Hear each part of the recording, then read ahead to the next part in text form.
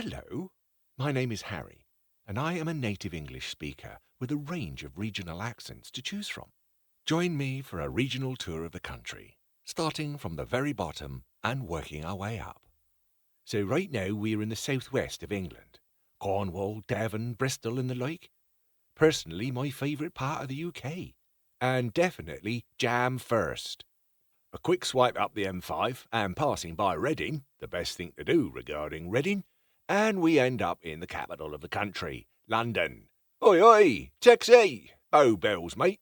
Here in the south of London, you can dibble your plates of meat in the Shake and Shiver while sinking down a refreshing pint of King Lear.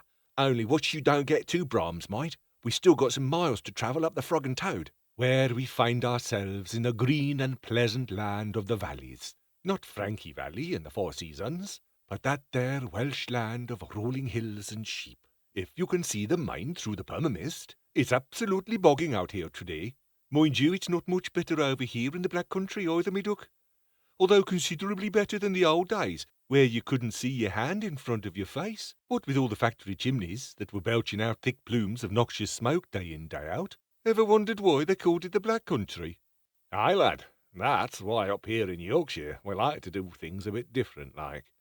Take a slower pace and savour life. In fact, here in Dales, you'll still catch sight of old Arkwright drinking his pint of John Smith's after walking whippets. Oh, heck, sounds like trouble at mill. One of Flayrod's gone out to skew on Treadle again.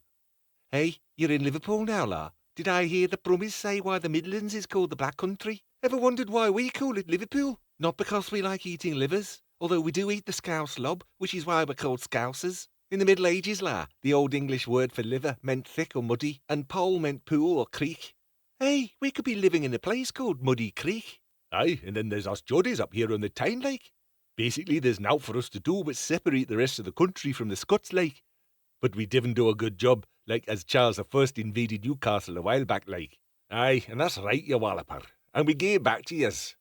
You're now well north of the border, lassie, in Glasgow, and about to feast with us on a plate of steaming haggis and tatties and neeps. Or the further up you go, you'll find yourself in the rarefied, heather-covered jewels of the Highlands. This is the haggis's natural habitat, mind. Stop a while, and ye might see one grazing o'er the hills. Mind you, if you went any further, you'll get wet feet, because we've run out of land.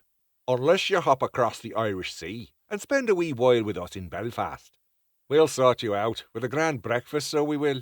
And when you're finished up there in the north, there's plenty more waiting for you in the south. And that about wraps it up.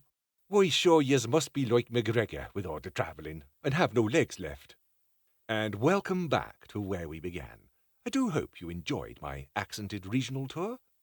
Now, there's just one last thing you need to do. Head over to harrysingers.com and hire me as your voiceover artist. Toodle pip, old bean.